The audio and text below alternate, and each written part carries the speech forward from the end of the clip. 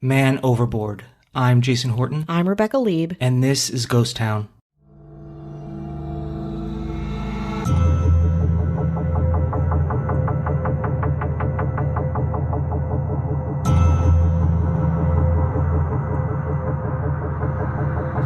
Well, a dream honeymoon turns into a nightmare for a new couple and their families. It's now been 10 years since George Smith vanished during his honeymoon cruise. His family has never given up hope of discovering the truth, but a new development has put their quest for justice in jeopardy. There's a lot of mythology around cruise ship disasters, and as a cruise ship kid to a couple of type A lawyers, I've heard a lot of them. That's why when I come upon a real live cruise ship disaster, one that is personal, violent, and unsolved, it hits pretty hard. This one is going to be a lot. Today we're talking about the disappearance of George Smith on the Royal Caribbean cruise liner, the Brilliance of the Seas. George Smith was born on October 3rd, 1978. He grew up in New Jersey playing basketball, riding his bike, playing football on his team at Greenwich High. He loved the British Office, playing jokes, and was just like a well-liked, genial jock guy.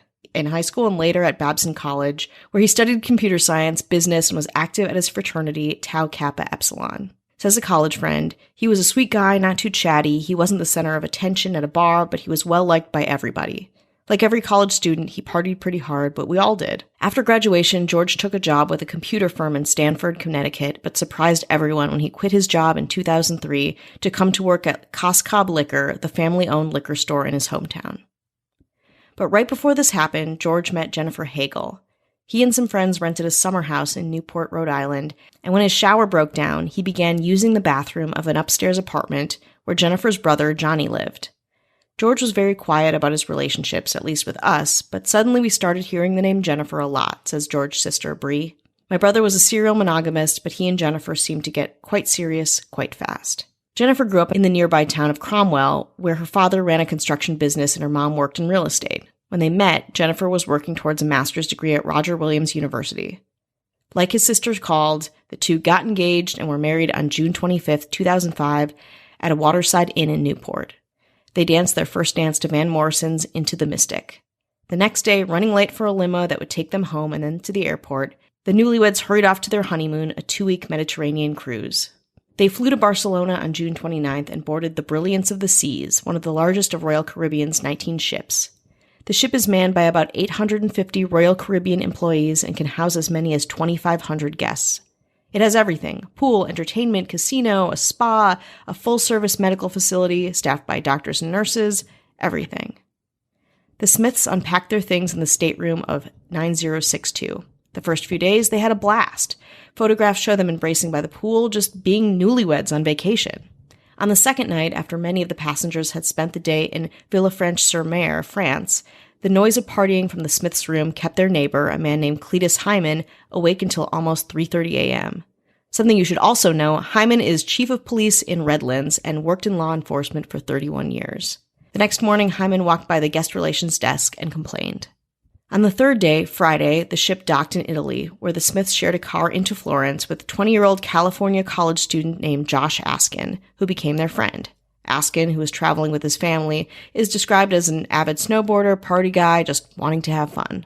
George and Jennifer Smith met up with another group of young, kind of pro-party vacationers, 4 Russian-American men. The 4 guys were traveling with relatives, in their teens or early 20s, Jeffrey, Zachary, and Greg Rosenberg, and Rusty Kaufman. The men first attracted attention on Sunday night, July 3rd, 5 days into the cruise. The 4 had lit cigarettes in the ship's solarium, which contains a hot tub and was kind of the after-hours hookup area, and it was definitely non-smoking. When stopped by a ship's officer, 1 or more of the men allegedly cursed at him and kept on smoking. Another thing to mention, Brilliance of the Seas has an unusually high number of teenagers on board during this cruise. It was summer break, after all. After the smoking incident, the Rosenberg parents apologized, thinking the whole thing would blow over. That same day, George happened to meet the actress Tara Reid and took a very excited photo with her. After dinner, as the ship left for the Turkish coast, George and Jennifer Smith headed to the casino. Jennifer had said they hoped to meet up with another couple they'd gotten to know. Instead, by all accounts, they spent much of the evening gambling separately, Jennifer playing blackjack, George at a craps table, teaching Josh Askin the game. 3 of the Russian boys, including Kaufman, were also in the casino. The most detailed account of what happened in the casino comes from Askin's attorney, C. Keith Greer. According to him, Askin noticed Jennifer getting close to a handsome South African man named Lloyd Botha. When the casino closed at 2:30, the Smiths, along with Askin, went to the disco. Also in the elevator, Greer says, was Botha, who stood beside Jennifer, too close, according to Askin. He was definitely stepping over professional boundaries, says Greer. It was awkward, but I don't know that George noticed it at the time. Botha's attorney, Andrew Rear of Miami, denies that his client flirted with Jennifer at all. In the disco, according to all accounts, the group was joined by the Russian guys taking shots of absinthe, not sold on the Royal Caribbean cruise lines. It was probably smuggled on the boat. Before long, everyone was completely wasted. Askin, meanwhile, kept noticing that Jennifer was sitting very close to Botha. According to Kaufman's attorney, she was, quote, draping herself over the other men. In time, George noticed, too, Jennifer's flirtation. They started arguing, things escalated. Then Jennifer kicked her husband in the groin and walked out of the disco. According to Askin's account, Botha followed her, though Botha's lawyer says again, no flirting, no following, nothing. Jennifer insisted she remembers nothing after leaving the casino, and at 3:30 p.m. the disco closes. Of the young men with George at the time, only two, Josh Askin and Rusty Kaufman, via their attorneys, have publicly given a version of what happened next. According to both, George was too drunk to walk unaided, so Askin and the three Russian boys helped him to his cabin. When they arrived at the room, Jennifer wasn't there. George wanted to go out and find her. According to one account, George changed his shirt and then, with Askin and the three Russian guys, headed to the solarium. Jennifer was not in the solarium. The group then guided George back to his room, arriving at 4:02 a.m., a time verified by the room keycard's monitoring system. That was the last time George Smith was seen alive. There are two different versions of what happens next, and again, we're weaving in a lot of different versions from a lot of different attorneys. One version is from the police chief neighbor, Cletus Hyman. He says, he was awakened a few minutes after 4 a.m. by loud cheering, what sounded like a college drinking game in the Smith's stateroom. He pounded on the wall. The sound subsided for a minute or two, and then it happened again. Hyman picked up his telephone and complained to the operator. Then he heard voices drift towards the stateroom door. He thought at least one voice could be heard in the hallway. If so, this is important, someone may have left the room. Hyman tried to go back to sleep, but then he heard a loud argument on the balcony, 3 voices, but couldn't quite hear what they were saying. Around 4:15, Hyman saw 3 people leave the room. If George Smith was still alive in this room, the 3 men he saw could probably be cleared of any involvement in his death. But Hyman, out of respect for the FBI probe, and again, I don't know what the lines are, he still to this day will not say who he saw leave that room that night. The Smiths' other neighbors were Greg and Pat Lawyer, who heard many of the same sounds, but not all of them, and didn't see the 3 men leave. 2 of the 3 young men, they said, had accents. If Josh Askin is correct, 4 young men had taken George back to his room, Askin, Rusty Kaufman, and the 2 Rosenbergs. Kaufman's attorney, Albert Dayan, insists that all 4 left at the same time, that Hyman miscounted. But if only 3 left, that might mean someone was still in the room with George. No one is certain who was in the room after 4:15 a.m. Cletus Hyman continued to listen to a single voice in the Smiths' room. He is certain he heard a single person talking in a conversational tone. At the same time, he began to hear louder voices for around 8 minutes. There was movement in the room, and again, this was sporadic. It sounded like someone going in and out of the cupboards, drawers, maybe furniture being moved. The thought in his mind was that they were cleaning a room, that they had a party there, they were trying to get some things together, whatever. He was relieved. But between 4:20 and 4:25 a.m., Hyman heard a horrific thud, so strong that he felt the vibration from his bed. The sound was likely George Smith going over the balcony and hitting the canopy below. Ordinarily, he could hear the Smiths going in and out of their cabin. You could hear a lot of the doors open from neighboring cabins. But after the thud, Hyman did not hear the door open. Also, Royal Caribbean's monitoring system only tracks opening of a stateroom door when the keycard is used from the outside, but not when the door is open from within the room to leave. So each of the 5 young men's lawyers are trying to say that they were not involved, or were just trying to help a drunk guy out. Kaufman insists the last he saw of George Smith was when the boys left him on his bed. George was so grateful, he says, that he actually kissed one of the boys and promised to buy them a round of drinks the next day. According to Askin, he was back in his own stateroom by 5:15 a.m. So, what was Jennifer doing during all of this? According to several witnesses, Jennifer was seen leaving the disco at about 3:15, just minutes before George and his friends left. It would have taken her less than 5 minutes to return to her room. If she had walked directly there, she would have met up with George, Askin, and the Russian men. Most people think Jennifer didn't return to the room. From the disco, she took the elevator down to deck 9, where she was evidently too drunk and became disoriented. Instead of turning right the direction of her room, she turned left into the hallway. From there, she walked until she arrived at a locked maintenance door where she slumped down and fell asleep. Her attorney, James Walker, has suggested that Jennifer may have been drugged. She doesn't remember anything after leaving the casino, and she sticks to that story. It's also possible that someone led her to the alcove and left her there. She forgot about it after blacking out. What we know is that when her husband tumbled overboard, she was passed out in a hallway. A security guard found Jennifer a little after 4:30, just about the same time the 2 other security guards responded to Clete Hyman's complaint and found the Smith stateroom silent. On a walkie-talkie, the guard who found Jennifer buzzed the nurse on duty that morning. The nurse suggested he apply a wet paper towel to her forehead in an attempt to wake her up. Then he did. She woke, gave her name, her stateroom number, and said, "I'm okay." 2 more security people appeared and helped her to her feet. Jennifer was able to walk, but not very well. 2 men went to her room. 2 men stayed with the still confused Jennifer. The men at the room knocked, nobody was there, and they left. Jennifer re-entered her cabin with security at 4:57. Royal Caribbean says none of its men noticed anything amiss, no signs of struggle, blood, or foul play. She then slept there for 3 hours until 8 o'clock. When she awoke and George wasn't there, she didn't worry. She claimed he had slept outside their stateroom at least one other evening during the cruise. The Smiths had massage appointments at 8:30 a.m., so Jennifer just went to hers and got a massage.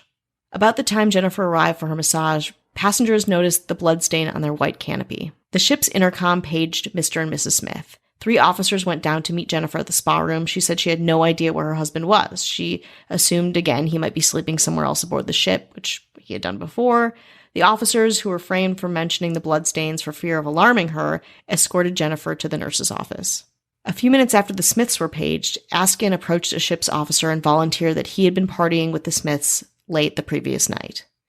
Jennifer and Askin went ashore to be interviewed by the Turkish police. Neither Rusty Kaufman nor any of the Rosenbergs were interviewed. Tara Reid was also called in for questioning and said to law enforcement, quote, "How many more years are you going to pick on me? There's other new young bad girls, move on to someone else."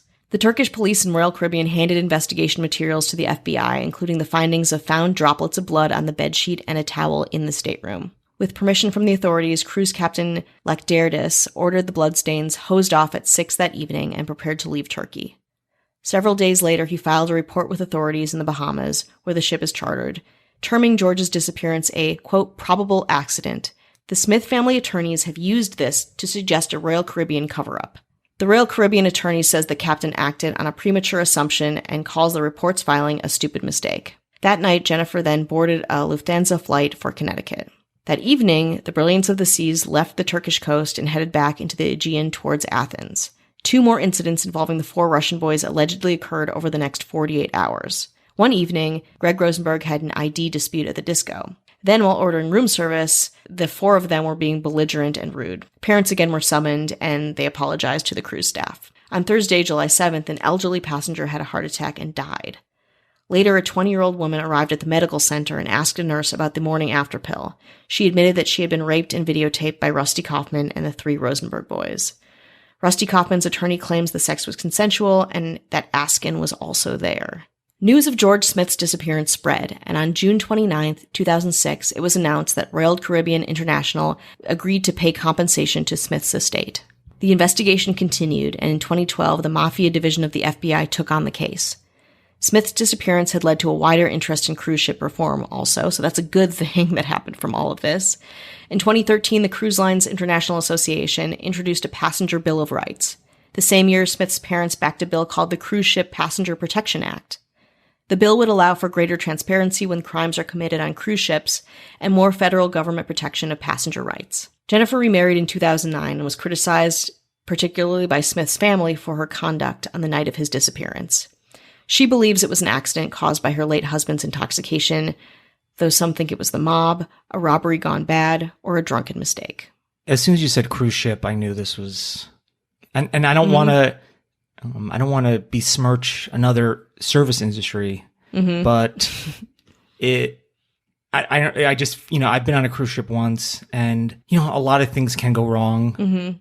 Reminds me of an episode of Case File about the disappearance of Amy Lynn Bradley, and it was a cruise ship, and there's just so many things happening, and I don't know what the statistics of people falling overboard are, but they're high enough. Yeah, it's definitely. not once every 30 years. It's high enough, and that's what Occam's razor would suggests. Yeah, absolutely. Because of, you're on essentially a moving thing that even, that's, you're moving with something that's moving. Yeah. And it's, you get on one of those things and it's like, oh, this is pretty, you get to get your sea legs and such. And the alcohol is endless. Yeah, absolutely. I mean, it's, they want to get you drunk. They want you to party. Because, you spend money. Yeah. You might be all inclusive, but that's not alcohol. Yeah. You get like a wristband, you scan the thing in. I saw a woman absolutely freak out when she got her bill the one time. I mean, it was pages and pages. It must have been thousands and thousands of that. I don't think she realized either that it wasn't inclusive, or I feel like maybe when you're on some of these cruise ships, you feel like you're in this, your own little world where just rules are nothing. Yeah. Life outside of it is nothing. And all you have is what's there, and you just do whatever. And I'm sure that's, they want to make money, and that's very fair to them. It's an expensive. Like maritime law. Also, it's just like the people that are enforcing rules on a cruise ship. And I think we both have known a bunch of people. We've worked with some Second City performers who've been on cruise ships many a time. There's like codes for when people die, when you say on the loudspeaker, or like different emergencies. You're in a place where it's like the enforcement is such where their main priority is not really, I mean, it's your health and safety, but mostly it's for you to have a good time, for you to party. And not disturb other passengers. Yeah. So if things go wrong, it's like you're in the middle of a sea, you've got doctors that, it's, maybe they're not as qualified as land-born doctors a lot of the time. Like you're just not sure. Like you don't know what the quality control is on that. They're there to make you happy. They're an entertainment mechanism. And maybe you get, people together, a certain set of friends that, I don't know about these dudes. I know their lawyers say they never did anything wrong in their life. Might be possible that maybe they did once. I don't know, at the very least.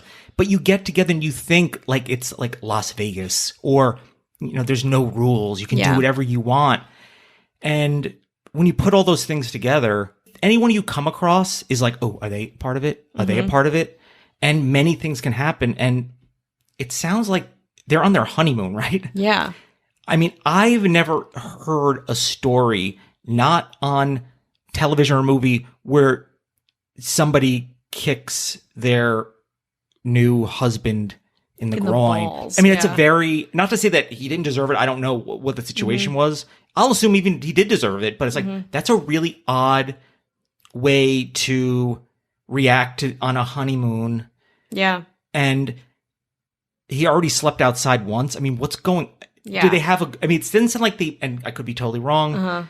Maybe they didn't have a great relationship, or does that, or are people just getting kicked in the groin nonstop on honeymoons? If that's the case, I'm sorry. No, it's true. And I think a lot of the information I got was from this Vanity Fair article, which is really wonderful and comprehensive and well researched. And they talked about these young men who were, 18 to 22, maybe having ties to the mob, lawyering up right away, that their identities weren't put out there as willingly as some of the other people's were, and how they were very well connected. And the idea of, maybe a couple who like love to party, maybe tumultuous relationship, not much older than these guys, like again, like mid-20s. And just, the whole thing snowballing and getting in with a violent crowd, maybe like doing drugs. Again, I'm making leaps in this when I think about partying, but when I think about the conduct that was reported and verified, it certainly is above and beyond my party level, as it would be on a cruise ship. And probably the average party level. Yeah. Because then people would just be falling over nonstop, I suppose. Exactly. They'd be, but again, I think that when you get in with people and, if they're capable of, abusing people, of rape, like it's hard to know what else is in that, orbit of bad deeds. And even if it's none of those things and it's just he fell over and it was just, oops, I slipped, everything was fine. But it sounds like it was a very terse time. And I mean, she got married. Well, I mean, she got into a relationship, developed a relationship, and got married within 3 years. Yeah. And listen, who's to say? Maybe that's exactly the right time. But I'd be really these are the things I was like, I would love to hear from 3 different people from each of their past to be like, what were they like together? What is she like? What is he like? And not that indicates anything. Nothing means anything, but it'd be interesting to hear. Yeah. Because it sounds like maybe it wasn't a great relationship. I mean, I don't know. I'm sure there's a lot of working theories.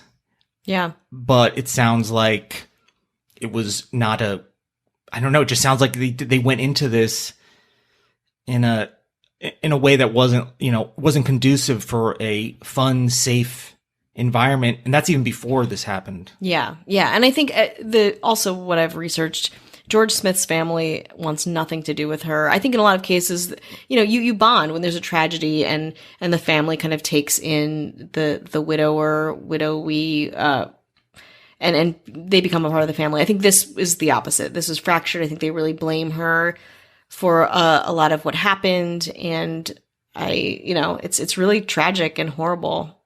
Also, she said like, hey, he wasn't there. Hey, maybe he went and did something else. Maybe he went to the pool, got a drink, got some breakfast. Mm-hmm. Maybe they had a rough night the night before. I feel like there might be something like, I don't know if there's text messages. This is 2006. I mean, it's maybe. Maybe they have cell phone. Maybe they don't. I don't know. But I wonder if, she was like, I don't know. I don't know if that response is the response of someone who's like, maybe they slept out. Yeah, they're gone. I don't know. I'm just going to go get my massage. Yeah.